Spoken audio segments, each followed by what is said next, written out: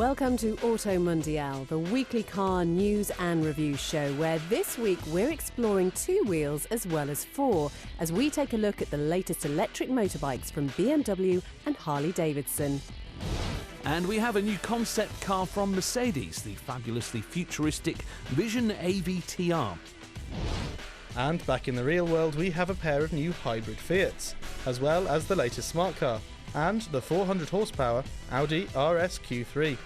All that is still to come. First though, the news.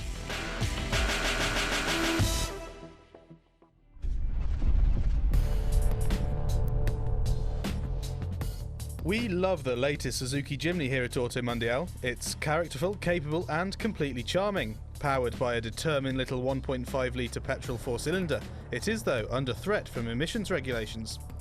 Sales in Europe will be drastically reduced, with only very limited numbers being available to those who have already placed orders. With new CO2 restrictions being put in place across Europe this year, the Jimny's relatively high output affects the brand's entire range of cars as a whole. Work is underway to create a 48-volt hybrid model, which could secure the car's future, while there are also reports that a commercial version may hit the market that isn't so restricted by emissions legislation. From this year, all car makers must adhere to a CO2 average of 95 grams per kilometre across their entire model lineups. Bigger cars are allowed higher averages, but with only a few models on sale in Europe and no EVs, the diminutive Jimny's output of between 154 and 170 grams per kilometre puts it in trouble. There are various exemptions for low-volume manufacturers, and there are credits available for brands with electric models. But the new rules further endanger the city car, as brands struggle to balance emissions with the low curb weights of cars like the Renault Twingo and Hyundai i10.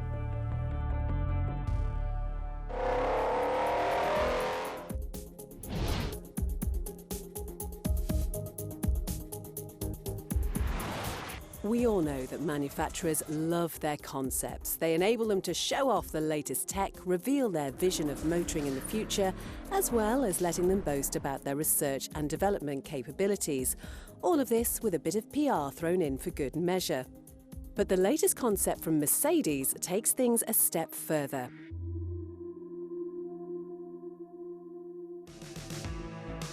We've seen concepts based on video games. Plenty of manufacturers have brought forward their concepts in Gran Turismo, including Mercedes, but we can't think of a concept car based on a film. Well, that has all changed with this, the Mercedes-Benz Vision AVTR, which has been developed in close collaboration with the team from the 2009 film AVTR, including the design eye of James Cameron himself. We know what you're thinking. This isn't exactly the Avatar 2 that we've all been hoping for, and we can't remember a Mercedes, or any car for that matter, among the humanoids and other creatures. But that's not to say that this is a null concept, despite its Hot Wheels appearance. For one, it has scales. The entire rear end of the AVTR is covered in 33 discrete scales. Mercedes calls them bionic flaps and says they allow the car to communicate with people around it. Not only this, but the car can move sideways or diagonally. This is thanks to special spherical wheels that can rotate on their axis, inspired by the seeds of the Tree of Souls from the 2009 blockbuster. And with a vision for the future comes Mercedes' mindfulness of sustainability. The concept is powered by graphene-based organic battery cells, while the interior is made from recycled plastics and vegan leather. Fancy materials aren't the only features luring you to the inside, though.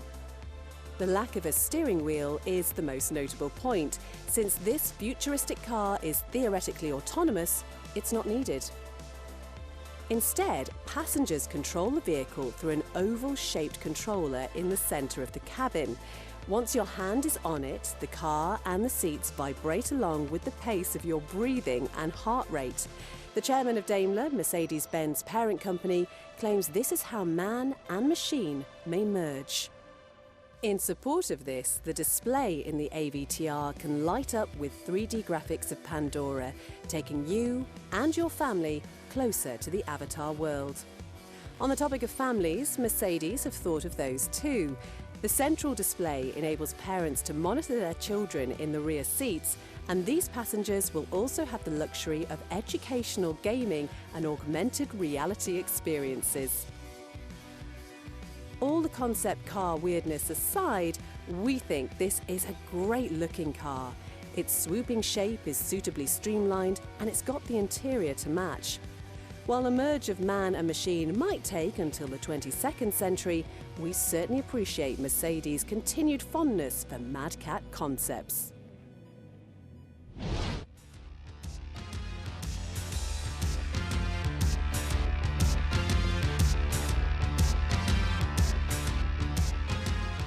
Small, chic hatchbacks are an essential part of any European street scene. But as we've already seen with the Suzuki Jimny, the combination of low curb weight and relatively high CO2 output mean the city car's days could be numbered. Add in the high development costs and low profit margins, and it's easy to understand why so many are being pulled from sale. For Fiat though, city cars are its bread and butter, with both the 500 and the Panda continuing to sit among the best-selling cars in Europe. To combat the pressures of the new emissions legislation, Fiat has revealed 2 new hybrid models of the ageing 500 and Panda. Both cars share a platform and many other things besides, meaning development costs have been kept low. They've also both been on sale since the Stone Age, allowing Fiat to really make the most of the slim profit margins on such small cars. Both new hybrid models use a new 1-litre 3-cylinder Firefly engine paired with a 12-volt mild hybrid system, which can recover energy during deceleration and store it in a battery. This stored energy can then be used to create a more seamless stop-start system, which engages at speeds under 18 miles per hour. It can also provide a 5-horsepower boost under acceleration, helping both cars to achieve a total power increase of 1 brake horsepower over the old 1.2 models. 0 to 62 miles per hour times are nothing to write home about. 13.8 seconds for the 500 and 14.7 for the Panda. But the new system does allow for a lower centre of gravity in each model, which does improve the handling ever so slightly. To celebrate the new hybrids, the first cars on sale will be available in the new launch trim, which includes some tasteful hybrid badging and this stylish exclusive paintwork. And the eco-ness doesn't stop there, with both cars getting new planet-friendly interiors. The upholstery is made from woven, recycled plastic, 10% of which is recovered from the sea. It feels great though, and is something we'd like to see more of throughout the industry. Otherwise, the cars remain pretty much unchanged. The beautiful 500 is still as stylish and on trend as ever, despite being pretty long in the tooth now, while the Panda is still the more sensible, practical alternative for those who value substance over style.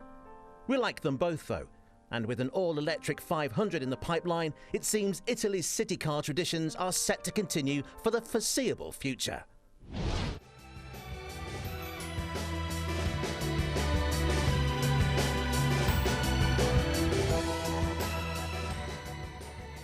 Not that long ago, electric cars were considered to be nothing more than novelties for engineers and environmentalists. But these days, there's a growing number of electric car enthusiasts who love the performance and instant torque. So now, inevitably, it's the biker's turn. But one brand you would not expect to jump on this bandwagon is Harley Davidson. With its loud, large and lavish motorcycles, you'd be forgiven for thinking they'd be one of the last to explore this technology. But the Harley Davidson Livewire is just that. It's an electric motorcycle powered by a 15.5 kilowatt-hour battery pack, allowing for a maximum range of 146 miles. Harley claims that the Livewire offers the rider a high-performance motorcycling experience infused with the premium look and feel of a Harley-Davidson product. But be warned, it's no cruiser. The Livewire can accelerate to 60 miles per hour in 3 seconds and onto a top speed of 110 miles per hour, although this is electronically limited. And because all the torque is on tap all the time, 60 to 80 takes under 2 seconds, ideal for quick overtakes. The Livewire, though, has plenty of typical Harley-Davidson features.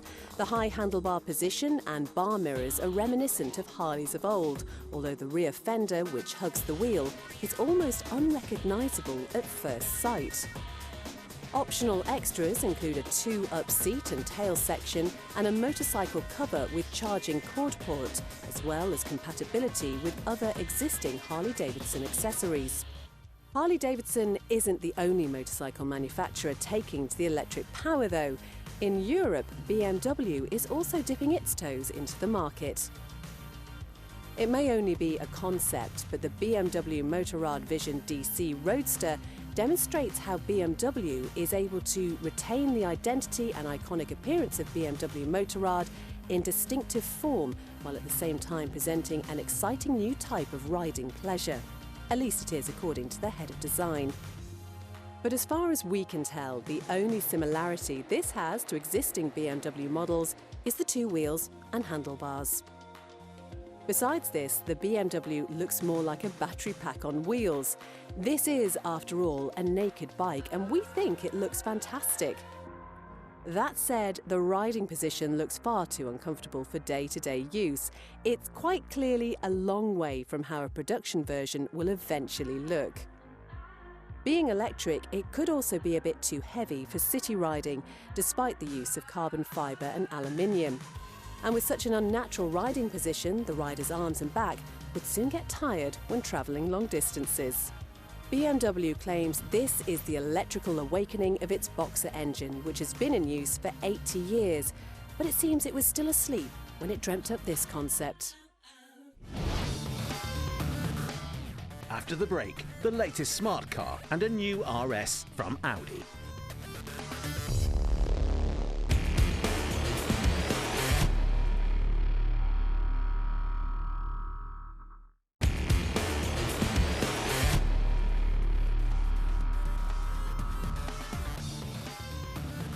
Still to come, the latest releases from Smart. But first...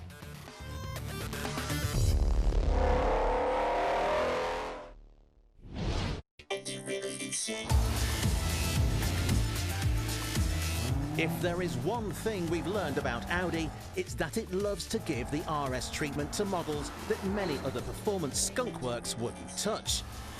We recently featured the RS6, an RS version of its A6 Avant, which turned out to be a whole other animal to its more humble sibling, and it was the same story with the RS version of the Q8.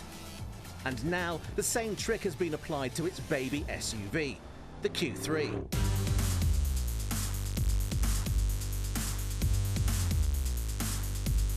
As you probably guessed from the pattern, it's called the RS Q3. And like the other RS models, it's basically a normal Q3 that has developed a fondness for fighting.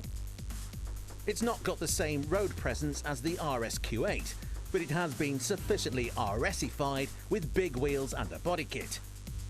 The front end features a new pumped-up bumper, the traditional honeycomb grille and redesigned vents.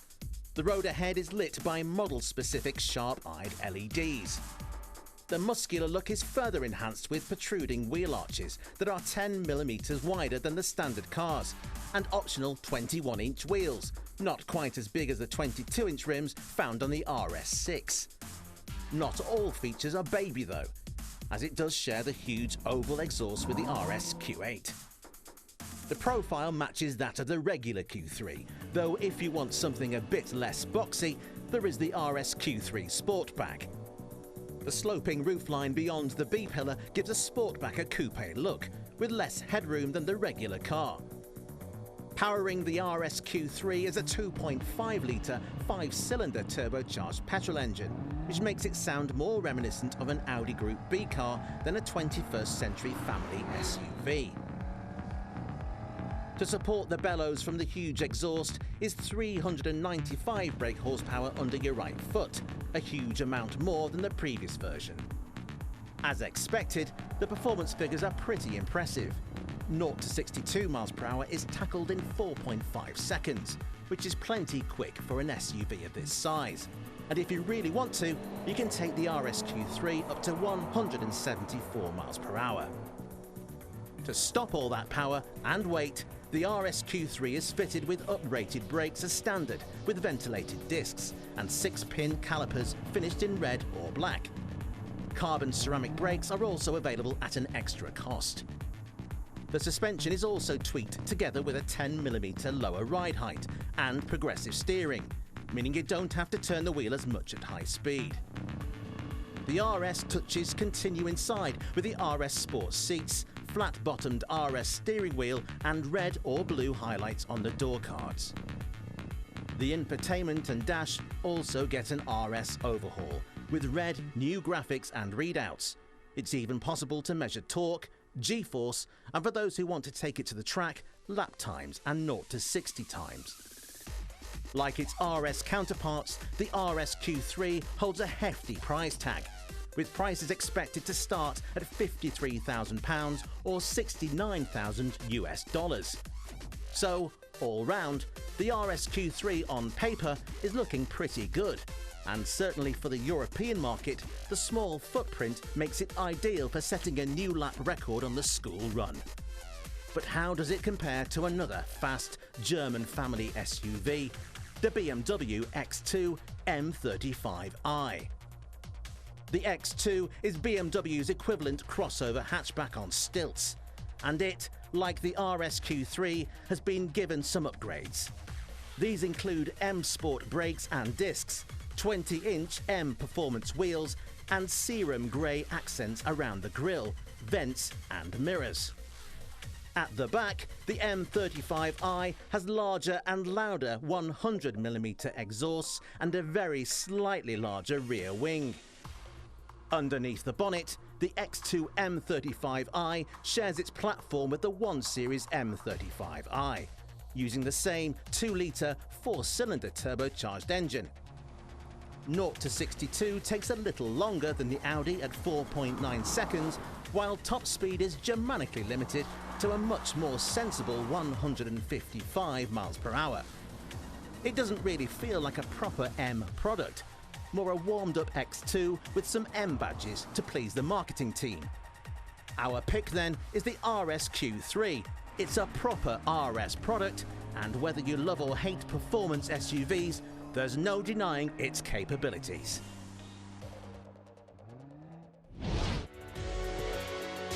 Believe it or not, the smart car's been with us now for over 20 years, and in that time the basic recipe hasn't really changed.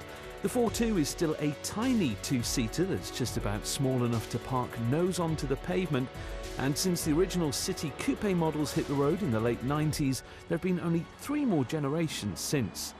Now though, it's had a facelift, and what's more, both it and the 5-door 4.4 are electric only. But electric power's nothing new for Smart. In fact, every generation has been available with some sort of electrification, but now Smart has ditched internal combustion altogether. And this all comes with the brand's new backers, Geely. The Chinese automotive powerhouse now owns a 50% stake in the brand, with the other half still controlled by Mercedes.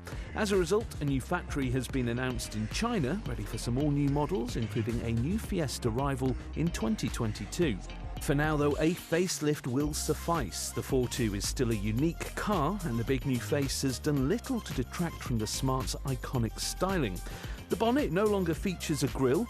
Instead, the car now has a more aerodynamic design with an eye-catching grille panel in the bumper. At the back, the lights have been updated, while there's also a fresh range of alloy wheel options to choose from. Step inside though, and the changes are even more subtle. The centre console has been reshaped to house a smartphone tray. There's also some new fabric on the dash to make it feel a little more upmarket, as well as some new interior colours. It's still a nice cabin though, as you'd expect with its Mercedes influence. The appeal of smart cars has always been their suitability for urban driving, and as such, it perhaps comes as no surprise that this new electric model lacks the range of its rivals. On a single charge, the plucky 4.2 will barely do more than 80 miles. That's not a lot these days, but it's perfectly suitable for stop-start rush hour commutes through city centres. And it isn't the only new smart car for 2020. This is the new EQ44, a more practical 5-door offering, also now available only as an EV. Like its 2-seater sibling, it's had a minor facelift with some very similar tweaks. Still based on the rear-engine Renault Twingo, the EQ44 uses the same 80 brake horsepower electric motor as the 4.2, still driving the rear wheels. However, where the smaller smart car is in a class of its own, the 4.4 has some serious competition. The Renault Zoe, for example, like the Smart, is a small, nimble electric hatchback, but top-spec models can achieve over 3 times the smart car's range of just 81 miles. It's much more expensive, but it could quite easily be used as an only car. Then there's the Volkswagen e-up. At around the same price as the Smart, it can do roughly twice the Smart's range on a single charge, despite being based on a modified combustion engine platform.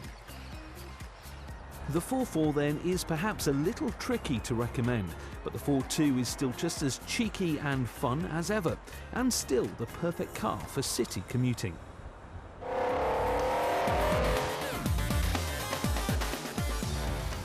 Join us again next week on AutoMundial as we compare 2 V8 Grand Tourers from Bentley and Aston Martin. And we see if Europe can do pickup trucks as well as the Americans.